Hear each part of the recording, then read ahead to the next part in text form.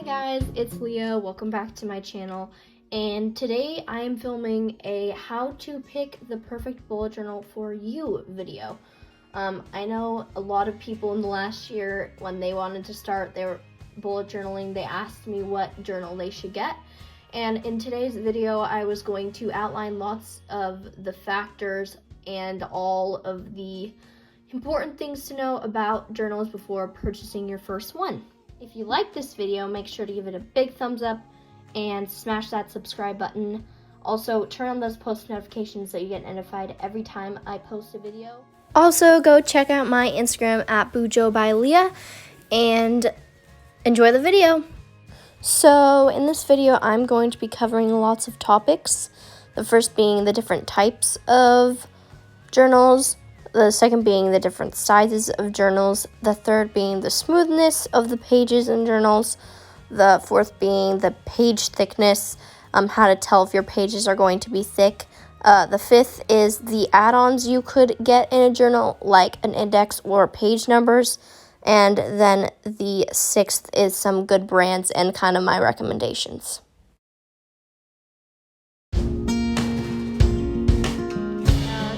Different types out there, so you could have a lined notebook, a grid pattern journal, a dotted journal, a plain journal. Pretty much anything can be used as a journal for bullet journaling, as long as you can find a way to organize your tasks, events, and all of your different needs throughout the day. So that's what I like to tell people when it comes to the types of journals. Second thing I'm going to kind of be covering is the different sizes. And like I said, you could start with a notepad this small, but there are some kind of common bullet journal sizes. So the first one is A5, and it's about this size on camera. Normally they're the standard kind of bullet journal size that I think a lot of bullet journalers use, and they're really great for about anything you want to do. Yeah, so A5 is this kind of standard size, but then you also have, I also feel like people wonder what the dimensions might be of these journals. So kind of a standard size that I've kind of gathered is about 25 to 27 spaces across and about 37 to 39, 40 squares down. So if you were wondering about dimensions, there you go. You also have B5 journals, which are a little bit bigger and you can put more stuff in them. So that's something to keep in mind if you're looking for a bullet journal, what kind of size you want. You can go for a little bit bigger, smaller. As I said, you could use a composition book. So yeah, those are the different kind of sizes out there for people, and I hope that helped. For kind of a comparison of an A5 and a B5 journal, I took both Scribbles That Matters journals that I found online and compared them. It looks like to me that the B5 is about 2 inches wider and about also 2 inches taller and a little bit, tiny bit thicker. So if you're looking for a larger journal to suit your needs, I think that B5 is definitely the one for you.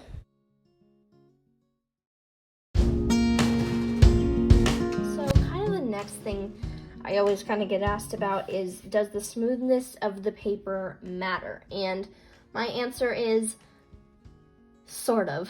I think that if the smoother your pages, the nicer the pens are going to last and the better the paper probably is. Now, if you don't mind not so smooth paper, that doesn't really bother me. I think that a lot of brands are doing a pretty good job of just having pretty nice smooth paper. But if that really matters to you, I definitely would go in store to feel the pages of the notebooks, because some notebooks definitely are more smooth paged than others. Okay, now on to one of my favorite topics to talk about when it comes to bullet journals, and that is how to tell if your pages are going to be thick. Now, paper is measured in GSM, which is grams per square meter. Basically, the higher the GSM you have, the thicker the pages. Now, I have with me 3 journals that I'm going to be putting to the test. One is 100 GSM, kind of on the lower end of the spectrum. one is 120 GSM, which is a little bit higher. And my last one is 160 GSM and very thick pages. So I'm going to test some pens and then show you guys the results. Okay, so I swatched all, is it swatched? I don't know. But I tested all of these pens. I have all of the names next to them. So Muji, Sakura, Pigment Microns, Crayola, Super Tips, My Liner, Tombow Do Brush, Kuretake brush pens. These are inkier, so I wanted to test that. Sharpie, and then the Tombow Dual Brush Pen Hard Tips. So when we turn this page over, you can see a lot of ghosting, which, if you're confused, ghosting is how much you can see on the other side of the ink. So when there's little ghosting, that means that there's little ink showing through. And then there's also bleeding, which is when pens actually like bleed through your paper. So this is 100 GSM. As you can kind of see, it has a lot of ghosting, not much bleeding though. But if you are somebody who doesn't like to see pen on the other side of their page like I am, I would definitely suggest getting a higher GSM paper. So just to kind of give you a look at 100 GSM. With our second notebook, this is 120 GSM, so a bit thicker than the last one. And as you can see, when I turn this page over, there is a lot less ghosting and bleeding. You can't really see much of the tops of many of these, and in real life, these don't show up as much as they do on camera. The only things that do kind of goes through are definitely the inkier pens, like the Tombow Dual Brush Pen, the Kuretake brush pen, and the Sharpie, along with the darker colors seem to show up a little bit more. But overall, the 120 is a pretty good like thickness for a journal. I think it's kind of in the middle. Most journals are below, a few journals are below and a few are above. So if you're looking for kind of a good place to start out and you want to not spend a ton of money on a journal, 120 GSM is pretty good and safe for starting out. I used this journal all throughout last year, and it did ghost a little bit more than I would like, but I'm also very picky about not very much ghosting. So the last journal I'm going to kind of be showing you is the Scribbles That Matter. It's 160 GSM, and if I flip back to the back of my journal, this is all of my pens. I will be doing an in-depth pen collection and describing or telling you guys what I like about all my pens and what I don't like about the pens. If you flip over, you can't see the pens from the other side, not even the Kuretake ones, which are definitely about the same as Sharpie. So I'd say that these, the thicker you go, the better the paper, the better the performance. So this is 160, just to kind of give you a look at the different types and how they go/bleed, and just giving you kind of an idea of the different thicknesses of paper. So yeah, that's kind of a wrap up on GSM and page thickness. I always tell people to always look on Amazon or any pen or journal company's site to see what the GSM is, because if it's low, then you might not want to purchase it, at least for my case.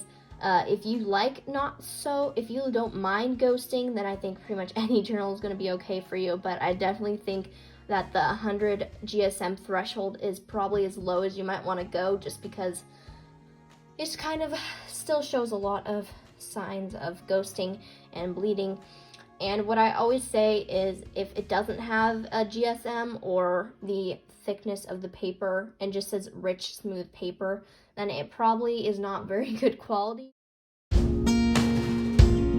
So I'm going to kind of be talking about little details that sometimes come in journals, starting with elastic around the journal. If you're picky about that, make sure that your journal's coming with that. Also, something that's really helpful for me and a lot of other students that bullet journal are these pen loops.